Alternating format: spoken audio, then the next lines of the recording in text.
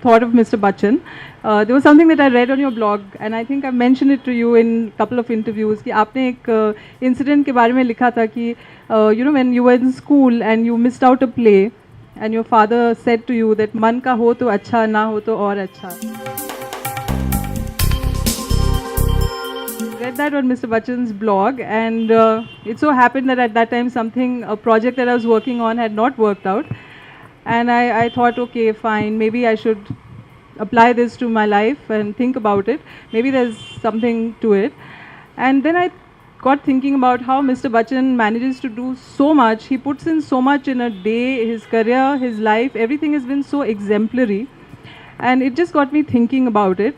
And this thought kind of stayed with me, and over the years as I met him, interviewed him, and generally observed all the fabulous things that he does, I thought that perhaps, everyone said, okay, you write on Bollywood, so you should write something which is, you should write about Bollywood, you should give us some insider information, some gossip, so on and so forth.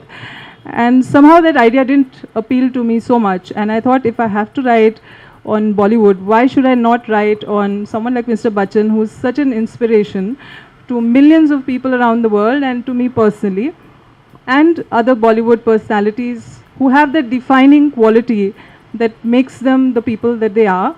But of course, the biggest of them all, Mr. Bachchan, is with us, and I'm very grateful, Mr. Bachchan, for you to make time. I know you have a very busy evening today, and we'd just like to present you a small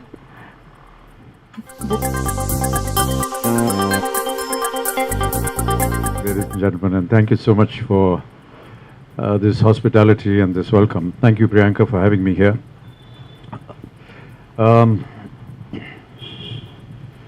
I feel a bit odd coming here to inaugurate a book that has been written on the better qualities of film actors. Most of the time we are on the other end receiving all the brickbats rather than the bouquets. But I must admit that this is perhaps one of the first of its kind. And I'm very glad and very humbled that Priyanka feels that I'm some kind of an inspiration to her. I doubt very much whether many other journalists would agree to the fact that actors are their inspiration. However, I'm deeply humbled by this assessment that Priyanka has made. And now that she has launched this book, which talks about all the traits of people that work in the film industry and all the better points, it's become a little tough for all of us, because now we have to go and live up to all that she's written. And the book is just full of so many compliments and so many nice adjectives and words and expressions that it's really, really quite embarrassing at times to find so many nice things said about you. But I guess we all have our good times and our bad times, and perhaps this is one of those moments when there are good times.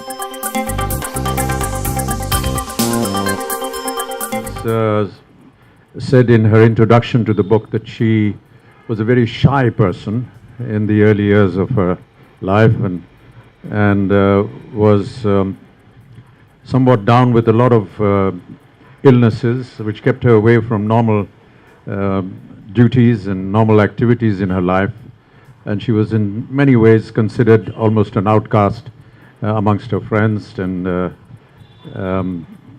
being tagged as someone that didn't belong to the group. And to have stepped out from that atmosphere and come to become someone who has now launched her first book is indeed very creditable, and I do wish to congratulate her for that. She wrote a very inspiring line in the introduction that she has given to the book, where she talked about a change in her life which came about because of a book that she read, and one of the expressions which said that you are never granted a wish until you are given the power to make it come true.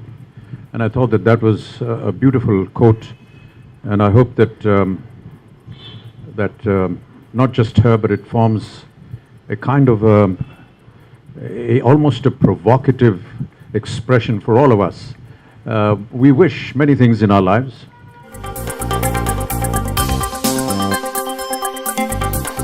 how wonderful to know that you will never get the opportunity to want a wish without getting an opportunity to have the power to make it come true. Priyanka has done just that, and I wish her the very best for this evening. Thank you. Let me first say that I didn't realize that coming to the inauguration of a book would mean attending a press conference as well, where we're going to be asked questions, but I don't there is any kind of pressures that I go through. I don't know about the others, but I feel it's part of my job to be able to not just do my work as a professional, but to attend to some of the tributaries that get attached to being an actor or a professional. And if I want to call myself a professional, and I wish to do that, I would want to attend to the tributaries as well. And I think once you clarify that in your mind, you don't have any problems about how you want to do it and whether you want to do it or you like it or don't like it. I think it's part of our existence, and we do it very happily. If you say that you have to make an effort to be humble, then you're not being true and honest to yourself. It's very difficult for anyone to talk about whether they are humble or not. I just do what I feel like doing. You may find it to be humility, others may not, but that's the way I am. And I really am the wrong person to be asked this question, because I think that this is something for others to observe rather than for me to talk about. This is kind of departmentalize it. If you want to know what inspires me in my profession, then I look up to actors and thespians whom I've always looked up to, Dilip Saab, Wahida ji, and many actors in the West. In life, of course, my own father and my mother have been my greatest inspiration, and I'm really fortunate to have been born to them. My father, with all his great legacy of his writings and his poetry, and my mother for just being the most beautiful woman on the world.